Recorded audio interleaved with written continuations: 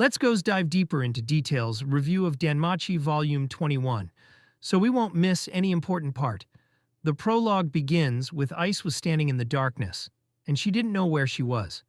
She didn't know why she was there, and as she turned around to look, she suddenly realized her small hands and feet were round and soft again.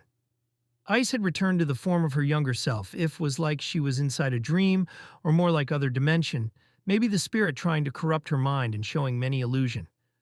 But she was alone, and that made her feel lonely. From beneath her feet, countless friends appeared, and it was her Loki Familia members. As she remembers she was on adventurer, she picked up a wooden toy sword and shield and set off on an adventure with all her friends by her side. Ice swung her sword, and every time she did, the monster's eyes spun, and they collapsed unconscious. And Ice thrust her sword into the air again and again. She held her hair down and instinctively shut her eyes, and something wet splattered around her.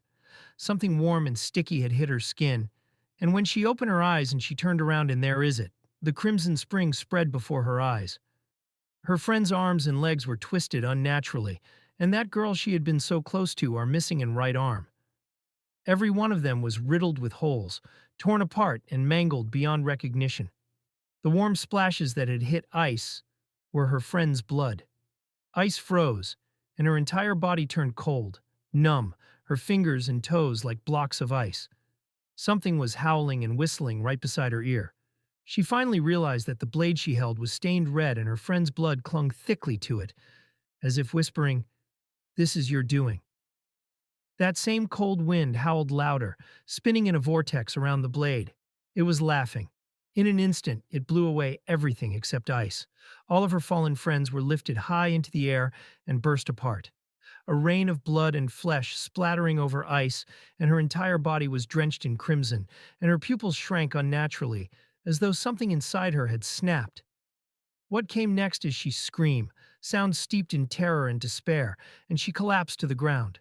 From all around her, countless pillars of ice erupted upward, a frozen prison, sealing her heart away. Or perhaps it's a shelter, a domed shell meant to protect a heart that had already cracked apart. And the corrupted spirit gazed down upon the endless nightmare. It was laughing and calling the name Aria. Now let's go to Chapter 1, which they announce the expedition of Loki Familia has failed, and the joint force on the 60th floor has been annihilated. The news about Loki Familia annihilation spread throughout the city, and the world itself trembled in shock. Adventurers, guild staff, and even gods themselves were struck speechless by the shock. Raoul shouted while clutching his injured arm that they need help because their comrades and captains are still down there in the deep floors. Bell was shocked the most, and forgetting how to breathe as he stared at the scene before him. No matter how many times he looked, she wasn't there. The Sword Princess Ice Wallenstein is nowhere to be found. Even though he already understood everything, he couldn't stop himself from shouting, and he tried to demand answers. Ina appeared and stopped Bell. She said, "You're already falling apart, even breathing hurts. So please just get out of here now." She wanted Bell freed from this cruel, suffocating chaos.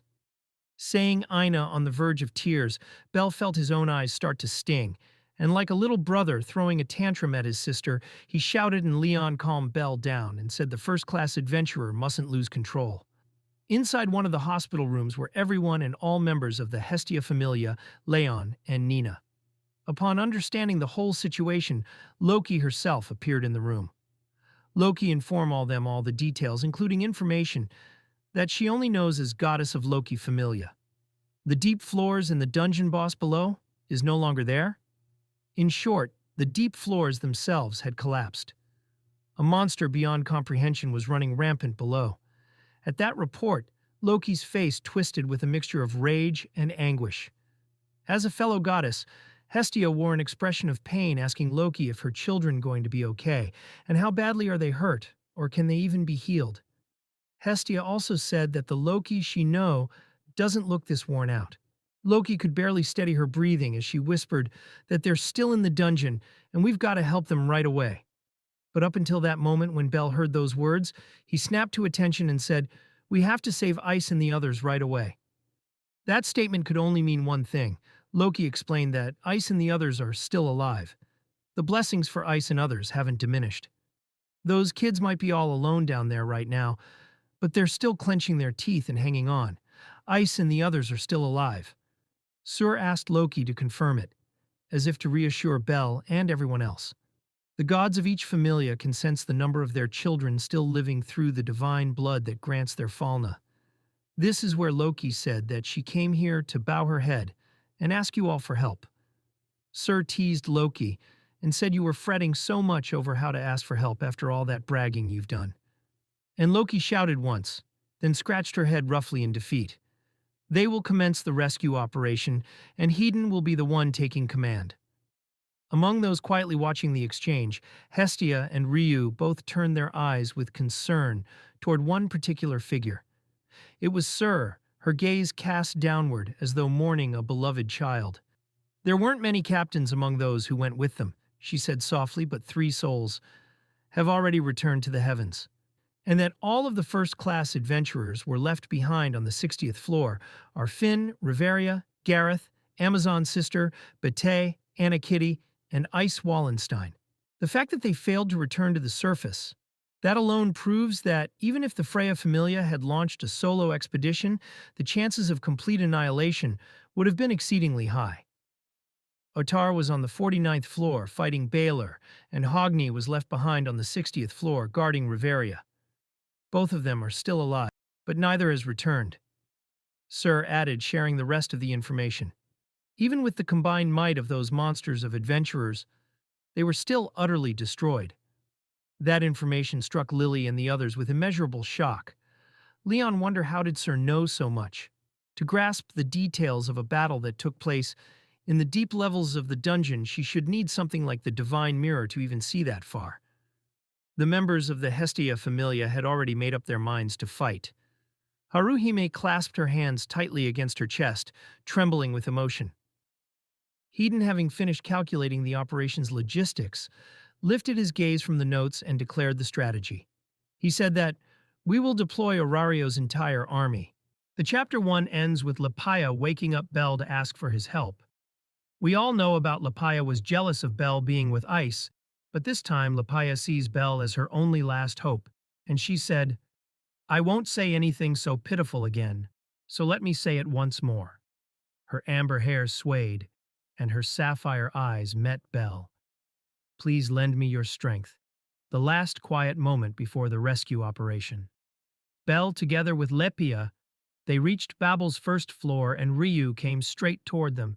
Neither Lily, Welf, nor Mikoto were anywhere to be seen, and none of the other Familia members. Even counting Bel, Lepia, and Ryu, there weren't even 20 people there. From the size of the group, it seemed they'd be heading to the 60th floor as a small elite unit. Still, the lineup was extraordinary. Rescue team is divided into the main team and the pioneering team, and all members of the main team, except Haruhime, are at level 4 or above, led by level 7 Leon. The rest were all first-class adventurers. From what Lepia had told Bel in the infirmary, something shocking in itself, both Otarl and Hogni were still trapped in the deep floors after assisting Loki Familia's grand expedition, which meant that, aside from Ice and the others, this was practically a dream party of the city's greatest heroes. The security is forcibly resolved with Heron's charm of Freya, as she was temporarily go back as a goddess because some member of Freya Familia won't obey others' order if it was not her. The main force start running through the dungeon at super fast speed. Their plan is to get to the 60th floor in a single day, and if they can't, then Loki's Familia is unlikely to survive. He tells Bel as they are running that no matter what happens along the way, he should keep running and do not engage in battle until the 50th floor. Basically, no matter who he sees, or if anyone with the shield card seems like they might be in danger, he should ignore it. School district students has defeat Goliath, and Bel thinks the interval between floor masters' rebirths has shortened, and the main team reaches the 18th floor in just 1 hour. Nina provides a response on the 18th floor. They go straight to the 25th floor, and Two-Headed Dragon is also reborn, and Aisha leads the Amazons to defeat it. Welf is dealing with the female-colored monster on the 28th floor, and Cassandra is also there. Cassandra gave Ryu something because of a prophetic dream, while Lily was in charge on the ground, and Fells played dead and refused to help. The main force burst through the end of the tunnel, and what they saw next froze Bell in place. A rain of black glowing meteors crashing down from above. They encountered a demi-spirit, and its lower body resembled a mass of plant-based horrors. Like dozens of the man-eating flowers they faced in the Great Tree Labyrinth, all fused into one colossal form. Beside Bell, Lapia and the others stared daggers at the creature, muttering in bitter recognition. For such a creature to wield that same power, it wasn't just wrong and it was impossible. Ryu wondered why is it there, and right after the demi-spirit started to chant a super large-scale magic, and Bell suddenly goes to front to do something, but Alan stopped him and said, "Don't move and don't do anything." Even Lapia, who had begun her own chant to interrupt the enemy, has stopped, and all of them turned to him in confusion. The only one who seemed completely unfazed was Hedon, and in the next instant, the giant magic circle detonated right in the creature's face. An immense self-destruct, and it was Welf, with his crimson blaze, surged from behind him, engulfing the demi-spirit and setting it ablaze. If monsters that could wield magic existed, this was their natural predator. That was why Alan and Hayden had been so calm, because they knew Welf was on this floor. They defeated the demi-spirit without even needing the main force, and after that, Welf gave Bell a Crozo magic sword, and starting from the 29th floor, the ones who open the way are all level 3 or level 4, and there are also school district teachers. From the 15th to the 32nd floor, it is called Desert Paradise. Monsters will be born from underground and mirages will disturb adventurers. The people who lead the way here are the Ganesha clan. The 37th floor is the waterway that Bell and Ryu originally discovered, and the two blushed. They met the mermaid Mary here and gave Bell a bottle of blood and kissed him on the cheek. Eudaeus was also reborn, and the path was close, and they think that the dungeon stopping them to rescue the Loki Familia because of the respawn interval. This is where Leon stepped forward, and he killed the floor boss with one strike. The lion's shining strike erased the floor boss's upper body with its death scream, shattering even the magic stone protected within the ribcage armor and reducing it to nothing in the storm of brilliance. Onto the surface, Hermes' eyes sparkled brighter than anyone's, telling he can see it clear as day. The backs of Zeus and Hera themselves, the two great familias that once reigned over Orario, heroes who had claimed the title of the strongest in every era, and now the heroes of this generation were drawing near to them. For even among gods, a floor boss defeated in one blow was nearly unthinkable. To slay Eudaeus in a single strike, that's something only the legendary Maxim or the warrior Zald ever did. The heretic will help transport them to the next floor, and everyone in the team except Leon knows about the heretic. All of them are winged creatures, led by the heretic of the flying dragon. They can carry up to 2 people, and Bell is riding Gross. They arrived at the 49th floor of the Great Wilderness and saw Ota fighting with the gray-clad Baylor. The floor boss's roar thundered through the wasteland, and yet every blow was parried and every strike repelled by the sound of a mighty sword. Otter moved with breathtaking speed and strength.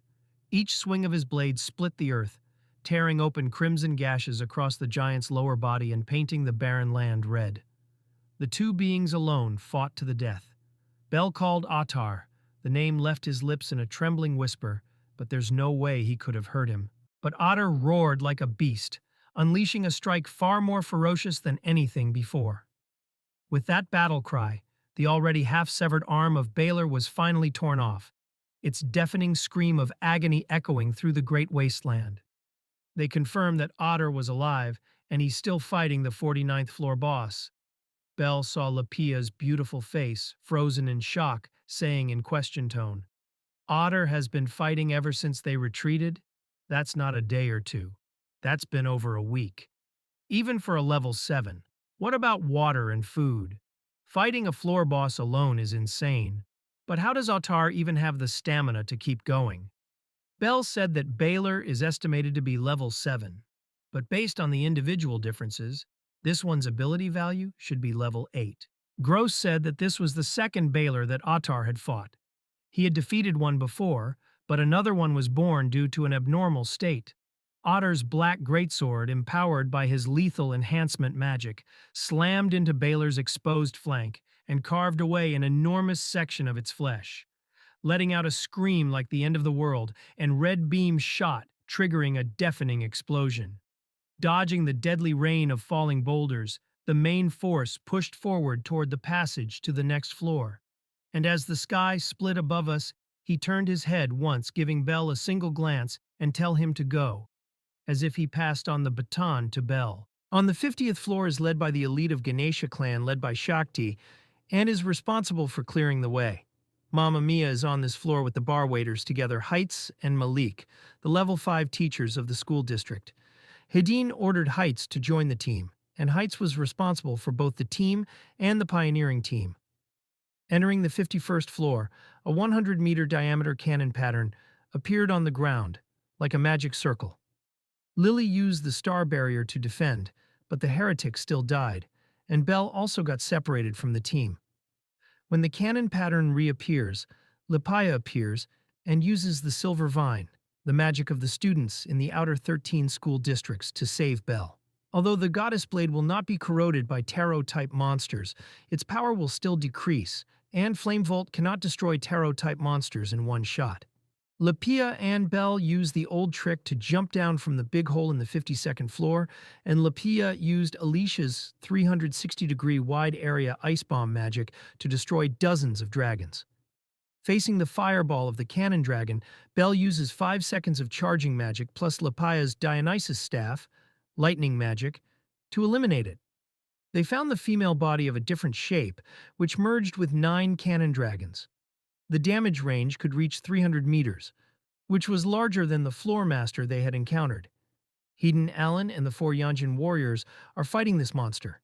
Haruhime is also here, letting Asfi carry her and help Allen and the 4 Flame Gold warriors sublimate. Hedin let Bell go first, but the 9-headed dragon aimed its gun at the ceiling and destroyed 20% of the area in one go.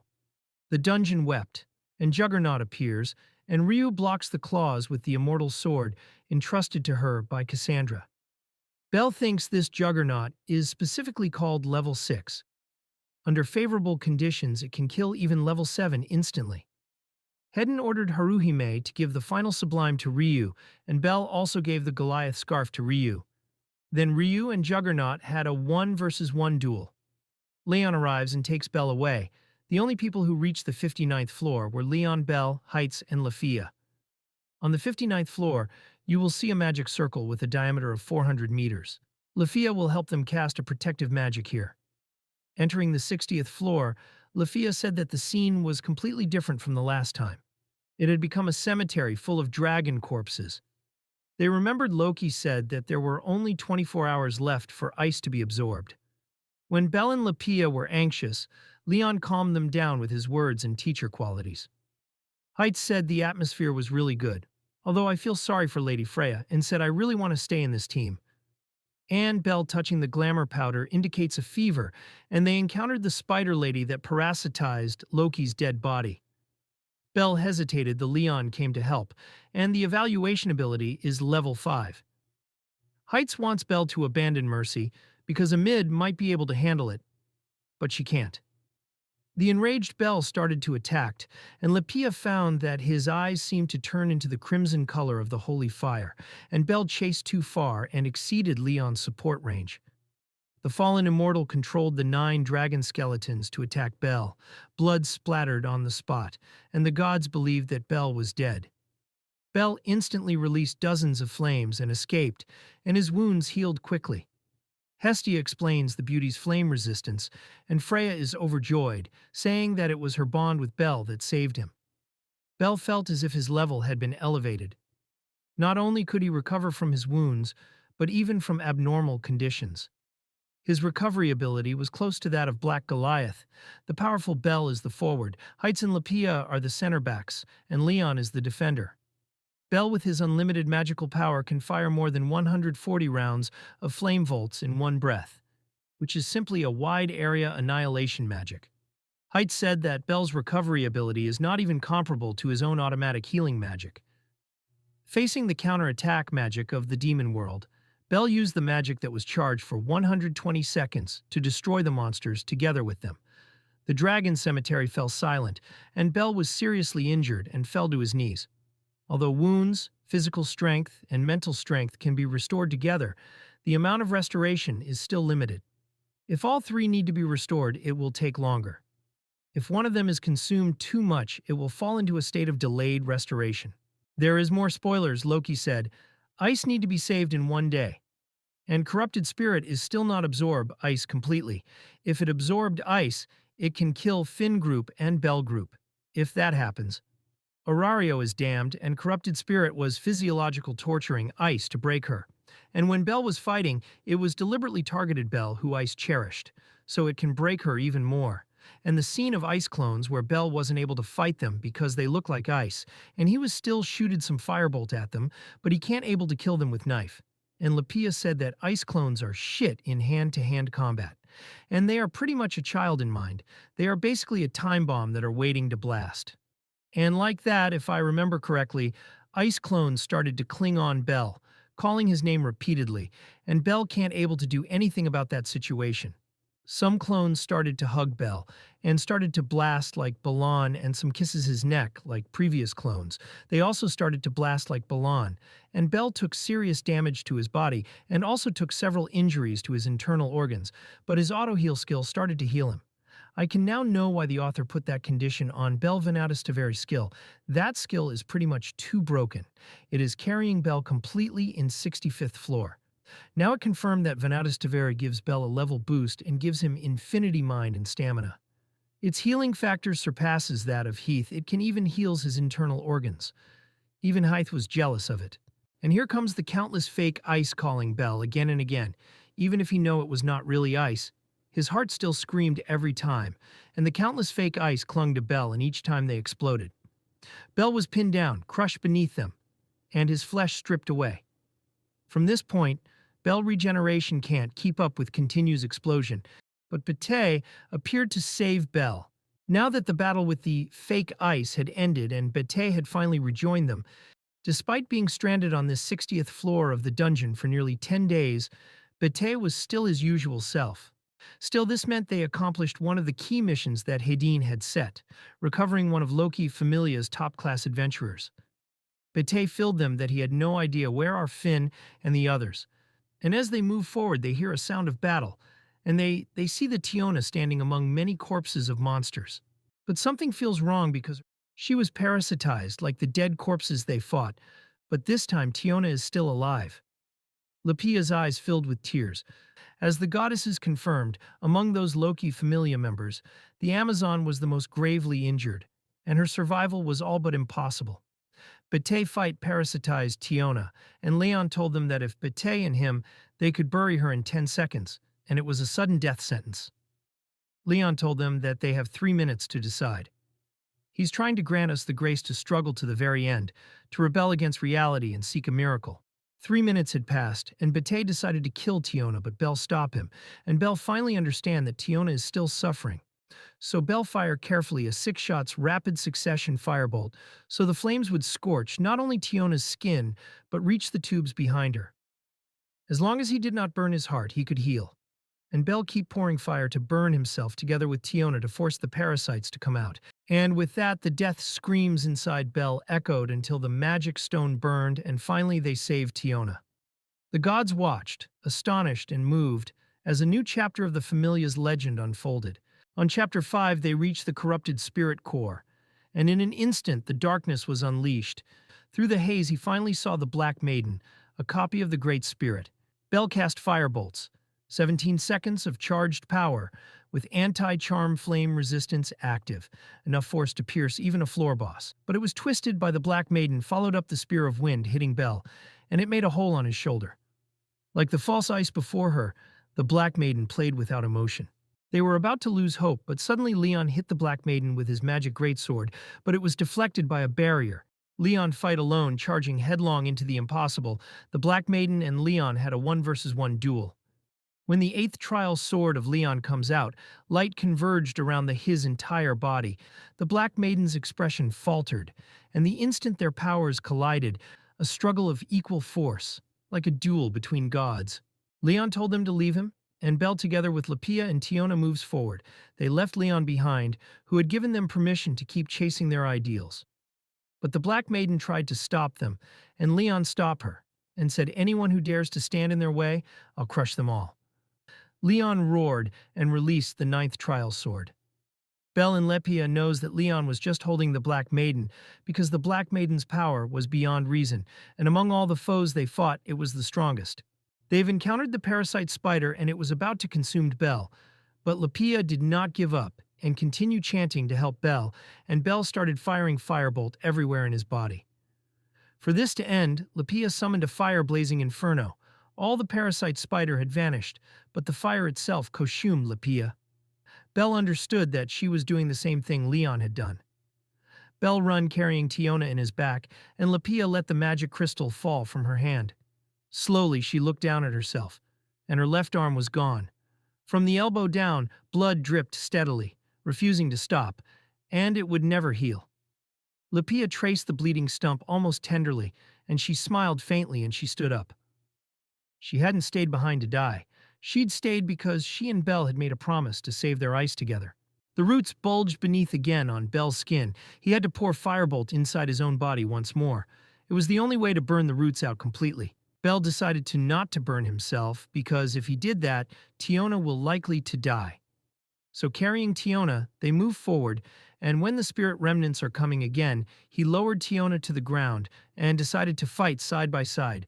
Both spat blood, met each other's eyes, and still laughed as if they accepted death. But someone appeared, and Tiona and Belle froze, staring upward, and their mouths half open.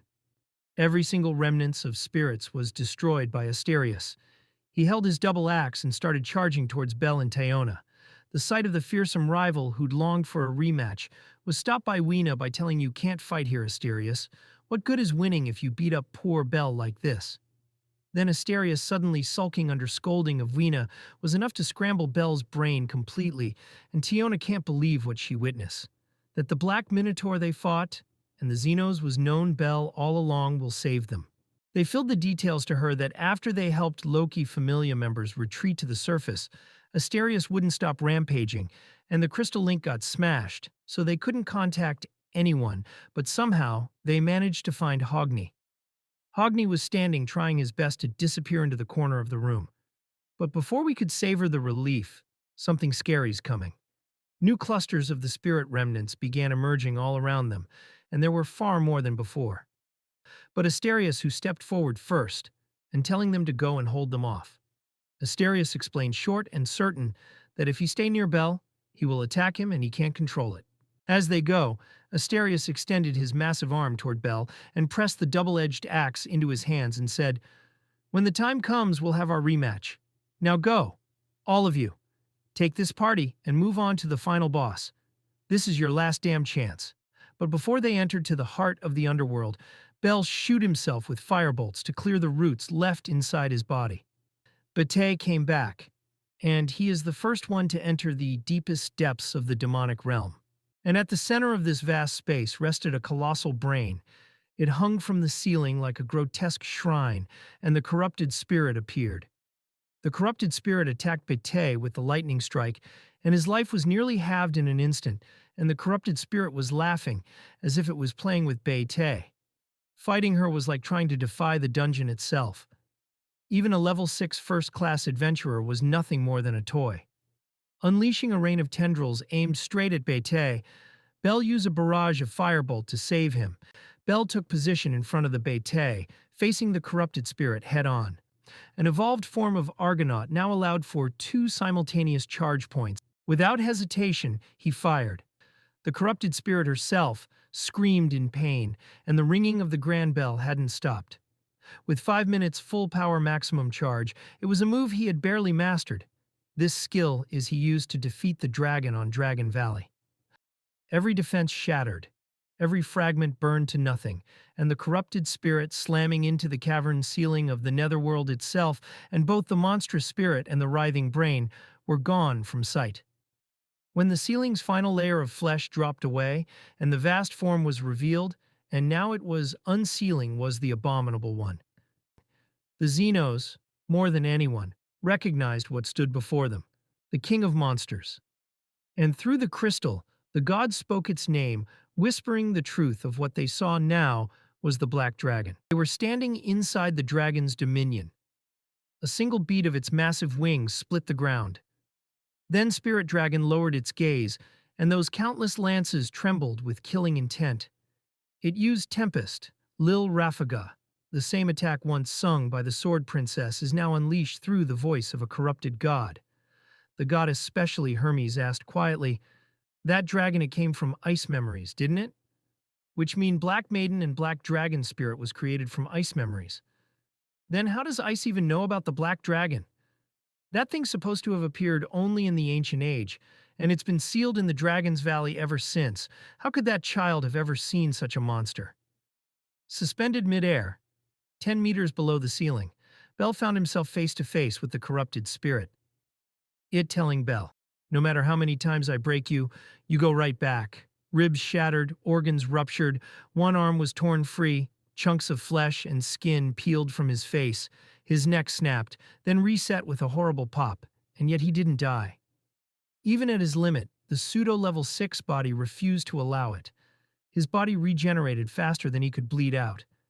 Every time his heart should have stopped, that infernal light reignited, forcing him back to consciousness. The anti-charm flame resistance that now burned endlessly inside him, fueling his auto-heal. Bell's roar echoed through the depths of the demonic realm, telling to give ice back. But she beat Bell again, and then a pseudo-mana burst, ignis fatuus, erupted point-blank, engulfing the spirit in flames. Hedon appeared, and at his command Bell will fight eternally, until that abomination is destroyed. Every wounded fighter within its reach. And then, the elf began to sing. All of their wounds had healed. Hythe, Haruhime, Ryu, and others finally arrived. They all got level boost from Haruhime and Hedon. Raoul's regrouped with Finn's unit. Alan and the four brothers. Even Freya's children, and they're all safe. As the final battle begins, with Ryu using Astria record, charging toward the hovering spirit dragon, Ryu alone began to chant. While doing so, the corrupted spirit thrown hundreds of magic circles appeared in a storm of light. But Aurario's strongest magic staff had entered the fray. It was Reveria. Taking advantage of the corrupted spirit's momentary shock at Hadine's suppression fire, Ryu called out the name of a saint she revered from Astrea record. She invoked the magic flame of restraint, a power that weakens magic itself.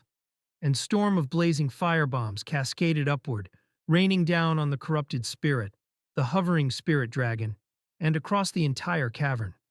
Caught off guard, even the spirit dragon, whose scales could normally repel all attacks, was forced to take the hit head-on, and Spirit's magic power is dropping. Then raised her Alvsa Justitia, stepping boldly to the front lines. An attack spell that also carried a debuff effect, a downgrading enchantment, was the last thing anyone expected. As the adventurers silently applauded her within their hearts, even the gods in the underground sanctuary burst into cheer.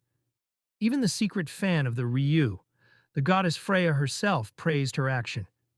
Then adventurers and Xenos heard the call and charged toward the spirit dragon. Hedon unleashed storms of lightning, while Ryu's luminous wind erupted in parallel cast bursts from her rapid aerial maneuvers. But no matter what they tried, the corrupted spirit's avatar of destruction could not be broken.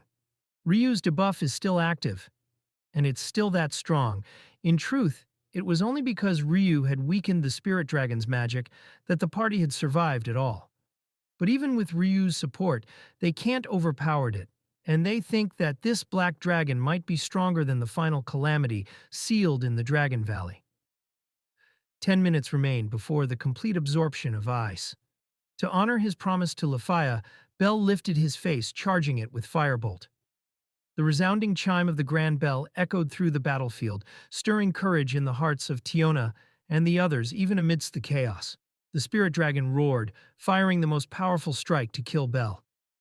Ryu and Weena reacted on instinct, but their defenses couldn't form in time.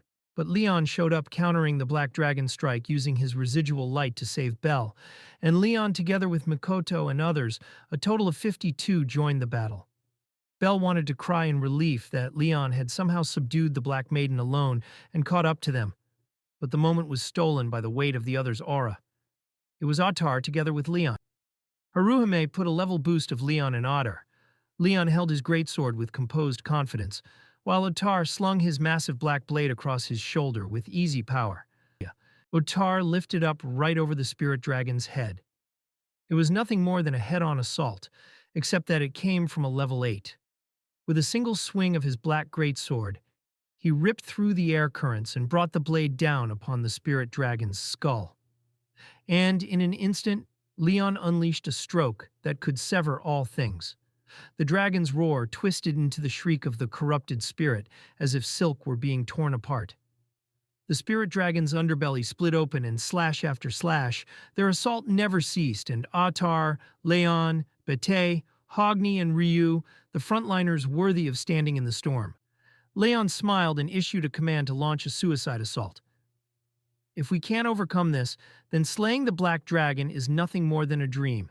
Haruhime gave Belle a level boost, and Leon said, as his allies, will play the prelude to his victory. All around him, Otarl and Leon swung their massive weapons in thunderous arcs. Hedin and Ryu unleashed their magic in concert, tearing through wave after wave of spirit remnants.